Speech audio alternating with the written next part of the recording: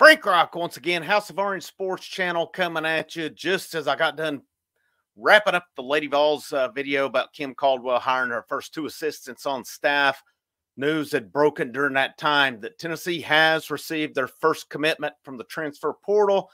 That did come out of the weekend visit of Darlinstone Dubar from Hofstra, considered a guard wing. About 6'8". I've seen some stuff, some discrepancies about his height this weekend, but this is the first guy on the boat. Tennessee has now, 8 players in the fold, 8 players overall. They still have 5 spots open. So a little more about him. If you haven't listened to my previous videos on him, he is ranked as a 4-star in the transfer portal, number 78 overall in the transfer rankings, according to 24/7 Sports. This was broken by Brandon Jenkins of 24/7 Sports. Of course, there is a story posted on 247. I'm sure there's one on VolQuest as well right now. But at Hofstra, Dubar, he averaged over 18 points per game, 6.7 rebounds, 1.5 assists, 1.1 steals, and right at a block per game. Shot about right at 40% from three-point range. He was a top guy in the CAA conference where Hofstra plays as well. And from what I've seen, he will have 1-year eligibility left. He did start his career at Iowa State.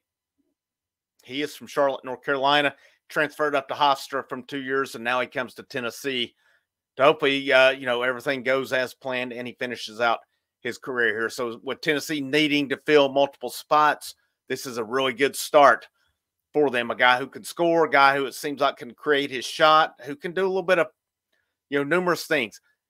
Double figures 30 times, had 11 games of at least 20 points last year. So this is a guy who hopefully could come in, take care of business, do his thing, add to what Tennessee has. And then, of course, Tennessee did have Cade Tyson from Belmont on campus. I have not seen anything with how that visit has gone, but I think I saw maybe some speculation. It went pretty good, but you still have to factor in that he's going to visit North Carolina this coming weekend.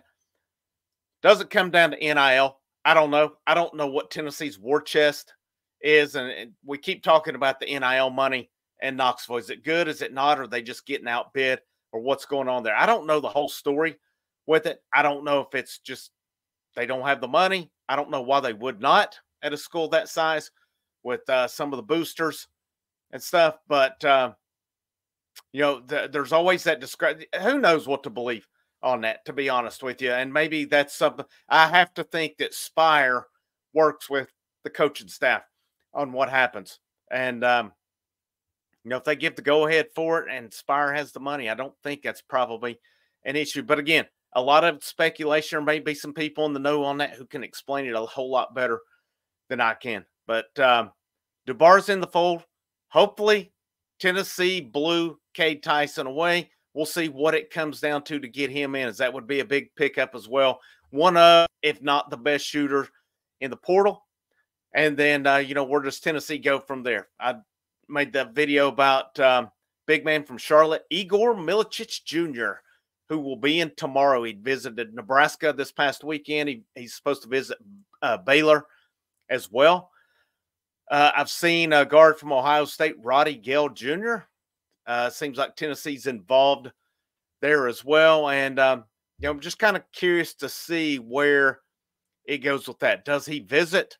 What happens along those lines? And I've started to kind of try to put together some things as well. Guys that I know Tennessee staff has been involved with in the past who has hit the portal. I saw that Dylan Mitchell from Texas hit the portal tonight. Tennessee was in that one deep a couple of years ago before he went to Texas. So do they kind of take a swing on that one again?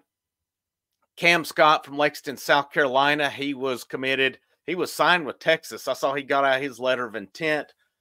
I think Tennessee they were in that one at one point, and it seemed like I seen some stuff. They were in good shape, and then all of a sudden they weren't even listed. So I don't know if it's a case with Cam Scott, if Tennessee backed off, or if they got the indication from Cam Scott, maybe he did not replicate that interest. I've not seen what's going on with him. Is he going to stay close and go to South Carolina, or is he open to, kind of going a little bit away and staying in the South? Another guy I haven't seen anything in terms of his name, is Andrei Stojakovic plays for Stanford. He was the son of Peja Stojakovic, who used to play for the Sacramento Kings, could shoot the lights out. Tennessee was in that recruitment before he went to Stanford. So, is this one as well that they could circle back to, or is this one they don't have any interest in? Possibly. That's something I'm not really sure of there. And then, there's the center from Rutgers. I've seen. So you got to think Tennessee's going to do their due diligence. Do they swing for any? You got DJ Wagner for Kentucky. I saw he hit the portal today and said he's going to be completely open. So is that somebody Tennessee takes a look at? What about some of these guys who decommitted from Kentucky? Could Tennessee try to get in there possibly? I'm not sure. I've seen their name mentioned with, let me see if I can find it here. I saw Travis Branham, 24/7 Sports. Somto Cyril, I think is the name. 6'10", 240 center out of Atlanta. He was at least committed to Kentucky. And I've seen that Kentucky will visit with him again, but that Tennessee will be one of 5 that he does consider. So does Tennessee get a visit? How hard do they pursue him as well? He would be a true freshman coming in. He is a high school recruit. And, I haven't seen anything else about any more high school recruits. Since the 24/7 database or database, ever how you want to pronounce it, is up to date, there are quite a few guys in the top 100 who have not signed right now. Actually, and I say quite a few, I mean, it's not like a bunch, but there's at least 10 to 20 of them if I'm just kind of roughly going down. So does Tennessee revisit that? Now, of course, they like to find guys who are maybe not the they found the diamonds in the rough. They found it was Zakai Ziegler. They found it Tobe Awaka. Could they go that range again and possibly try to add somebody who could come in and be a project along the way as well? I'm not sure on that one. I haven't seen any high school names mentioned, but I'll definitely keep that in mind. Portal names I've seen mentioned, like I said, Roddy Gale Jr., the center out of Rutgers. Cannot remember the name off the top of my head with that. And I'm speculating on Mitchell and Stojakovic just because, and DJ Wagner. The first 2 I know Tennessee's staff was involved with before, but you got to think they're going to be looking at every option, every opportunity to upgrade that roster, whether it's at the wing, whether it's a big man. Could they get a combo guard in who could occasionally spell Zakai Ziegler? I don't know on that one. Zakai Ziegler, as long as he's healthy, he's going to play many minutes. But it's going to be interesting. It's an interesting time for Tennessee basketball and how they reshape this roster. I know what I do know, they have a big time opportunity ahead of them to really retool this roster and to really improve in areas where maybe they've struggled in the past with it. But I'm going to go ahead and wrap this thing up. Thank you guys for your support. Tennessee basketball, Lady Vols basketball yesterday has been phenomenal. The support from that, just insane. I did not see that coming, but it's been awesome. I've not got to respond to comments on there. I'm going to get to those here in just a few minutes, but the outpouring for that's been just insane. I cannot state that enough. I did not see that one coming. If I would have known that one, I would have been on that one when the coaching search was going on. I wished I would have been now, as that was kind of really a late impromptu decision I made. But I don't think unless something breaks this evening, probably roll with this content.